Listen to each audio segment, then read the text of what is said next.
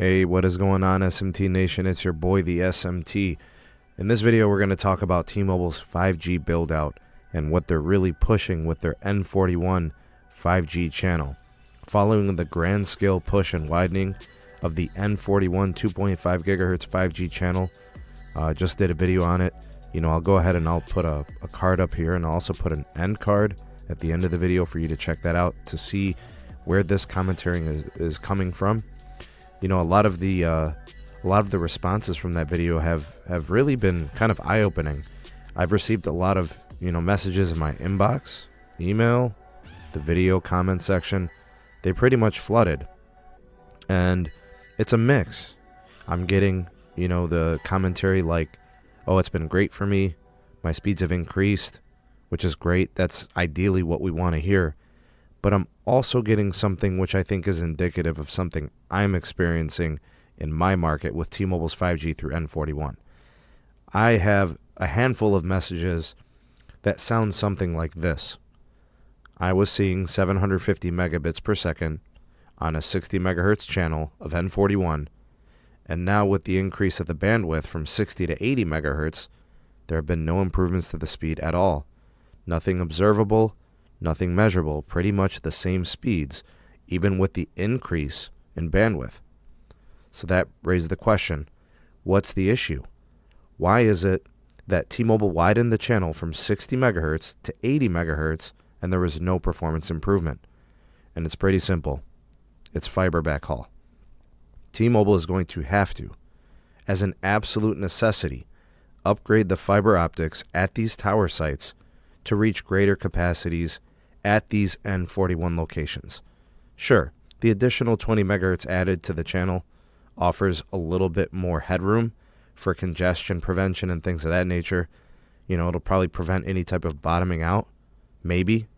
But the gigabit speed that T-Mobile wants to achieve and wants to reach to, they simply cannot get there.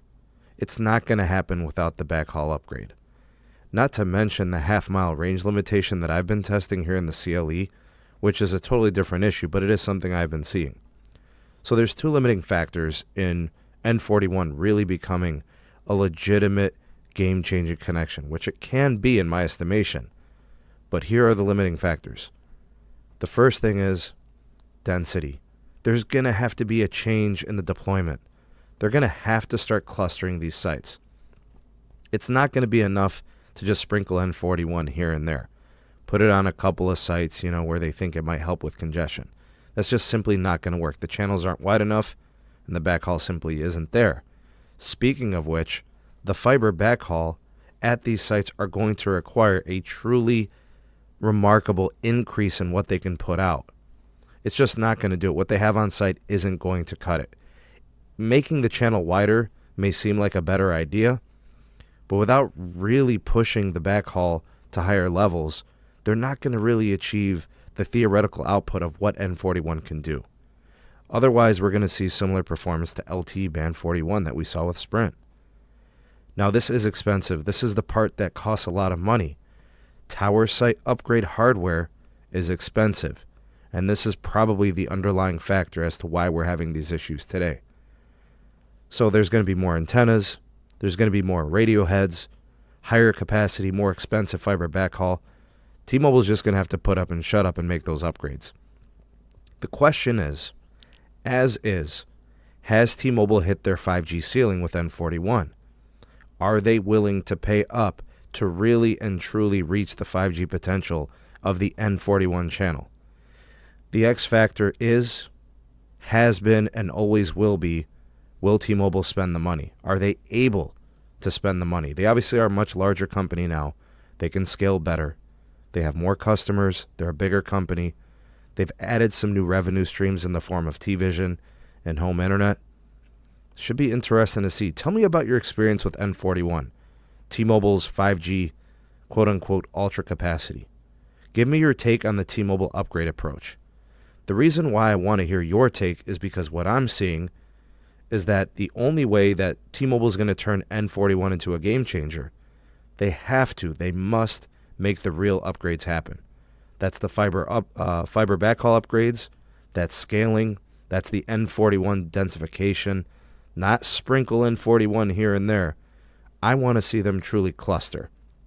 20, 30 sites at a time. Upgrade those suckers with the hardware they need.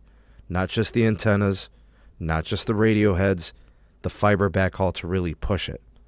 Otherwise, they're just going to be Sprint 2.0. Does not matter how many tweets Neville Ray pushes out. It doesn't matter how much his account tweets. It doesn't matter how many pink or magenta maps are pushed out with white spots or whatever. The T-Mobile Tuesday giveaways, the ping thongs, it does not matter. Develop the build-out plan. Build out your most important markets. Complete it right. And repeat. Do it again. That's really the best way to do it, and it's going to require money to spend. Give me your take. Let me know what you think in the comment section below. Is this what you've been seeing? Do you share similar experiences? Let me know what market you're in because that matters. And let me know what your experience has been with N41. Also, let me know what you think of T-Mobile's approach. How do you see the company and their network build?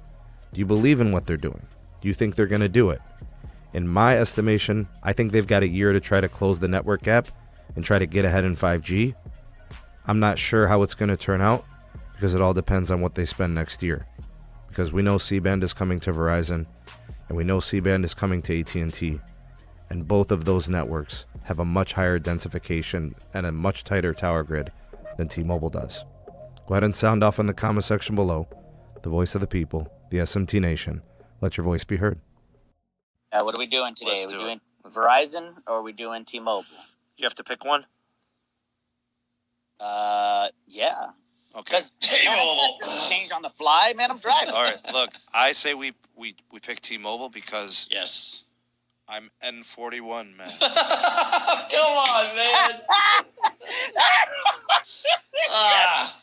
Bro, you know that this is peak. I'm telling you right now. Look at this. My head's not even moving, dog. Look at this. Oh, it's like a swivel. N41 man. N41 man. You're like that guy, the eye hole man from what's it called, Rick and Morty. You know. I'm a pickle Rick. A pickle Rick. I'm a pickle. Season 5's coming, guys. Season 5 is coming. It's coming. I'm N41 man. Somebody get my cape. I will save the day at Super Bowl 55. All 6 of my N41 sites will save the day. Bro. Oh my God. On the back it says 60 megahertz.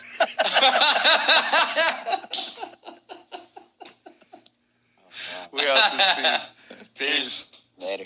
That just about does it for this edition of the SMT YouTube channel. Thank you so much for taking this opportunity to watch. We appreciate you being here. If you enjoyed the content, make sure to give this video a like and share it to all of your favorite social media platforms. Also, consider becoming a subscriber if you'd like more from the SMT, and activate that bell notification icon so you never miss an upload and you'll be the first to know when something does hit the YouTubes. Also, we've got items in the description box. We've got a Discord server. The @SneedTech Twitter handle is there, and there's ways to donate and support SMT creation. That pretty much does it for today. Thank you so much for being here again. Hope you have a great day, and we'll hopefully see you soon on the next video. Peace.